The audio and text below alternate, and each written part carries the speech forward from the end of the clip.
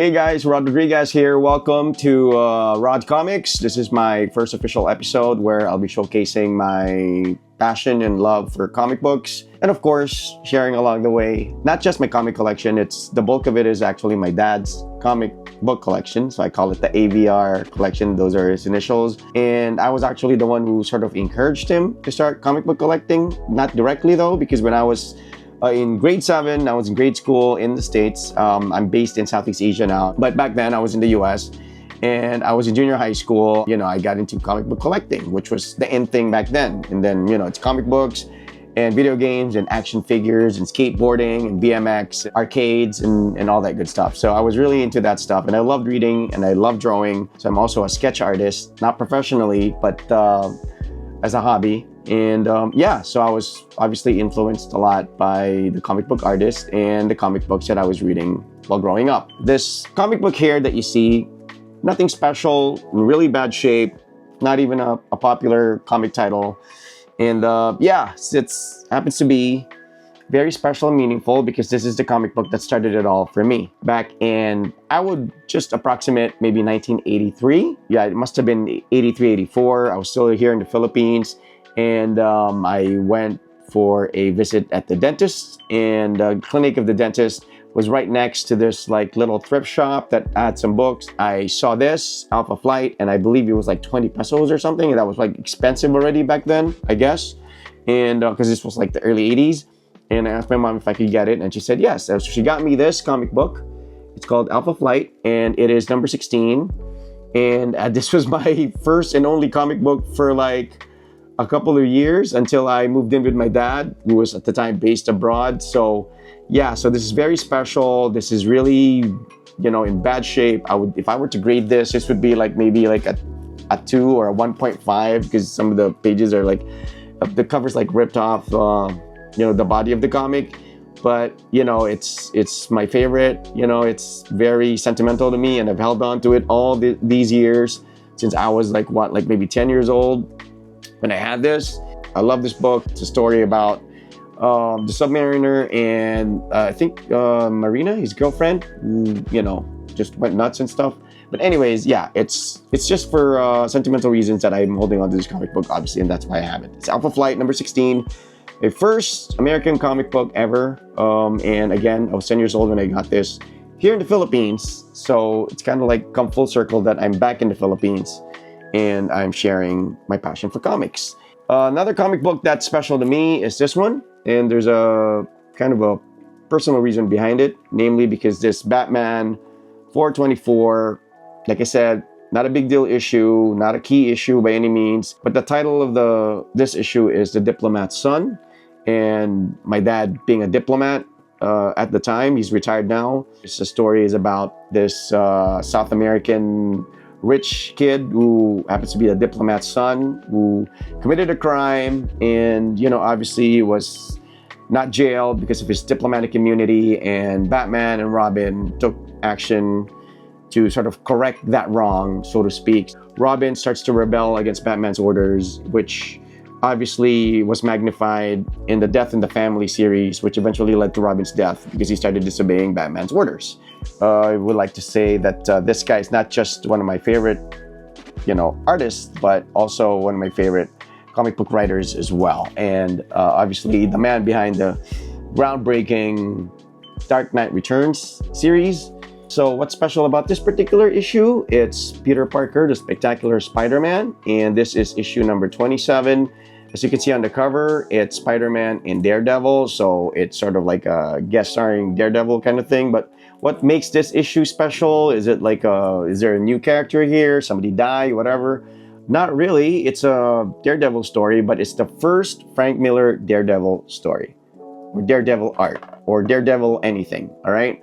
So it's kind of in a way special because Frank Miller obviously has gone on to do a lot of Daredevil storylines and, he's been associated with the character. And this is the first that Frank Miller ever got involved or did anything with the Daredevil character. Speaking of artists, let's move on with the next one. I truly love this cover. When this first came out and I saw it, I think on Wizard magazine, immediately I'm a fan. Though I never really followed his career, I don't really have very many of his issues, if any. But Stephen Platt, definitely, you can see just his art style, the detail and everything. You can see the Todd McFarlane influence, and that cover is just so striking. And Moon Knight has always been this mysterious character. They call him the Batman of Marvel Comics, and this one is extra special because not only, I think, is it the first Stephen Platt Moon Knight art or cover, but it's also signed by Stephen Platt. So if you're a Stephen Platt fan, I don't know if you can make it out, but it's there. It's in gold ink. It's in really like thin pen. So there, but in case you want validation or certification, we have that as well. So it's here. It was at the Phoenix Con when this particular comic book was acquired, I guess, and it's an exclusive, and you can see Stephen Platt there, and there's just like a dry seal and stuff. So really awesome comic. I don't really care much about the signature, though I am somewhat of a fan of Stephen Platt's art style. I don't care much about the signature, but hey, it's a bonus and I'll take it. This is part of my dad's collection, so it's one of my favorite all-time sort of modern covers, I guess. So there. So this one, as you can see, it's Alpha Flight number 51. Now, what's the big deal? That's not Wendigo on the cover. That is the white version of Sasquatch. You can read up on it if you want. So what's the big deal with this one? This happens to be Jim Lee's first Marvel work, right? So there. That's why it's a key issue. And if you don't know Jim Lee, then you don't deserve to be a comic fan, all right? Because Jim Lee is one of my favorite artists. He just sets a standard for, a standard modern-looking comic book art. That's basically it. He did great on X-Men. He did great on The Punisher. I think his art style is more on, I appreciate it the most with X-Men and Punisher.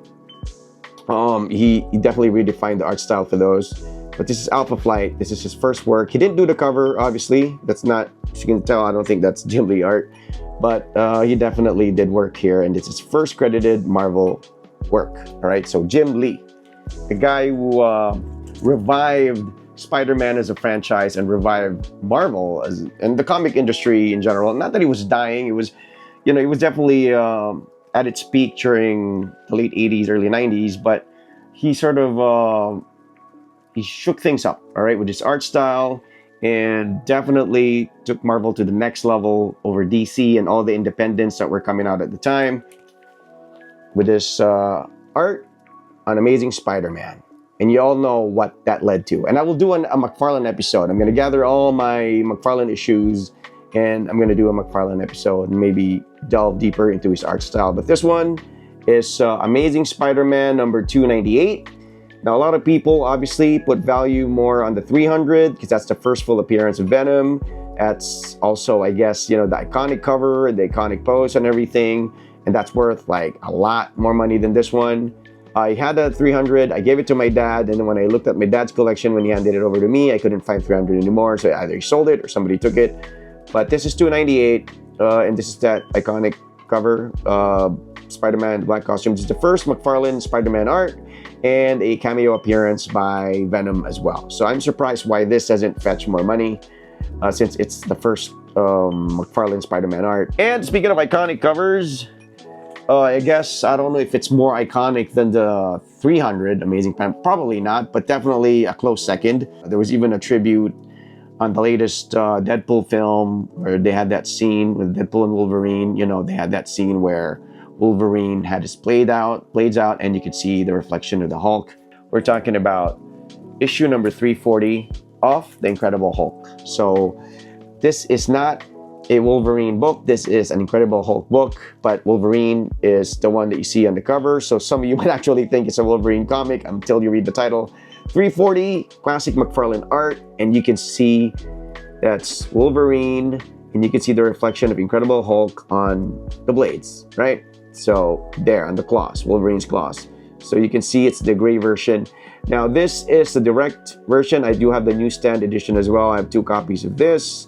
So I'm happy, guy, because it's such an iconic cover. This is like 9.6, 9.8, condition. I should actually get this graded and slabbed.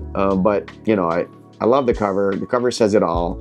And and of course, it's a throwback to the first appearance of Wolverine, which happens to be an Incredible Hulk, if I'm not mistaken, 181. How can I forget? It's an iconic comic book. My dad had that comic book. He had 2 copies of it.